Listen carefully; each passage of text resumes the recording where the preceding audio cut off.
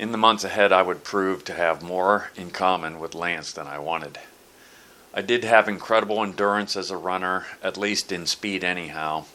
In my cycling, I found that I could quickly climb all those hills in East Liverpool that I despised growing up. A curse had become a blessing. During the finishing weeks of photography school in Maryland, a mole on my stomach grew to the size of a large pencil eraser in a matter of weeks and fell off. And then it grew back. After graduating and returning home, my doctor removed it, and the test came back that it had spread. The only way to deal with this was to take a lot of tissue and surgery and hope that we got it all. At the time, I had no health insurance, but God provided, and He provided Joe Satiric. I first met Joe. He had a mohawk years prior. I thought he was an intern, but he was actually my mom's surgeon. Joe had a surgical center on St. Clair Avenue and offered to put me under and try to remove all that he could. The lab results came back negative. We got it all. My faith was tripled through this horrible test. Sin is like cancer. Something good is mutated into something deadly, making it sin. The other cancers of my life were good things mutated into bad, like sex and ambition. My battles outside of chemical addiction would prove to be tougher than drugs, alcohol, and cigarettes. I can only compare them to riding mountains and cycling. Climbing on a bike is to learn to suffer without it being a bad thing. Once you overcome and realize the importance of learning how to suffer, you can actually peak a climb that is killing you and grab gears on the other side. My porn addiction would be this way. Always another mountain, good days and bad. I would learn to do it with the help of Christian brothers praying for me.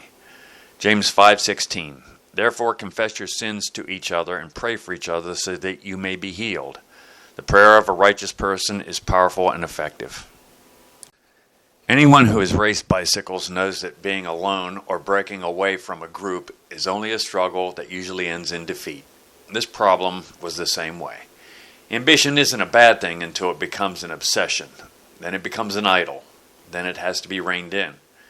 I never intended to become obsessed with Lance Armstrong and what he represented, but my spiritual enemies are clever and they take their time.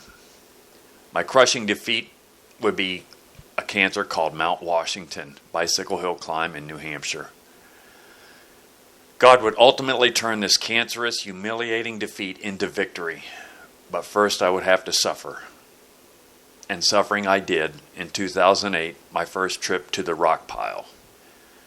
The Mount Washington Auto Road is 7.6 miles at 12 to 22% gradient, 4,727 feet of gain. My training for this climb was sketchy. First of all, my sleep was poor due to my job at a tiny electrical plant in Monaca, Pennsylvania.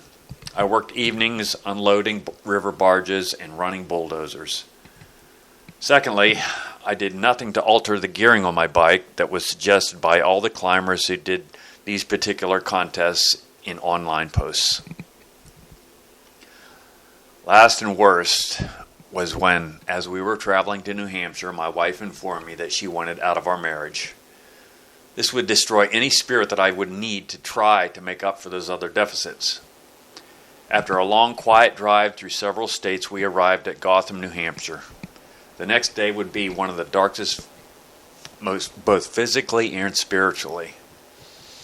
After the start, it wouldn't take long to realize the gearing was wrong and the road pitched up immediately to 12%. I was forced to dismount a couple of times, being passed in total humiliation. Midway through the climb, I would be forced to walk the dirt road section completely. I remember telling myself and God that this is one of the dumbest things I've done, although it wasn't. It was just miserable.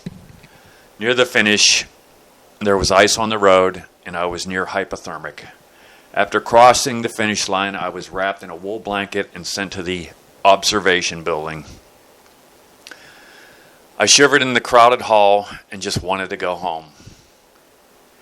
We arrived back at the hotel. I just stayed in bed sick the rest of the day. The next day would be a long, quiet trip home. In January of 2009, I moved out and was swallowed up in darkness. It would be months before I started to see daylight and years before God turned the cancer of the rock pile into an unimaginable blessing. For the next 3 years, I learned to fly solo again. I rented a small house from an old high school friend, went to work, and rode my bikes. That was it. This routine was actually very healing for me. I spent time with God, did not date, and even bought my first motorcycle. I changed churches and began attending Celebrate Recovery to deal with my hurts, habits, and hang-ups. I was okay with being alone and being with others. Things were on the upswing. God's restoration plan was just getting started. Like any good bike ride, it included surprises, flats, climbs, some shade, and other riders.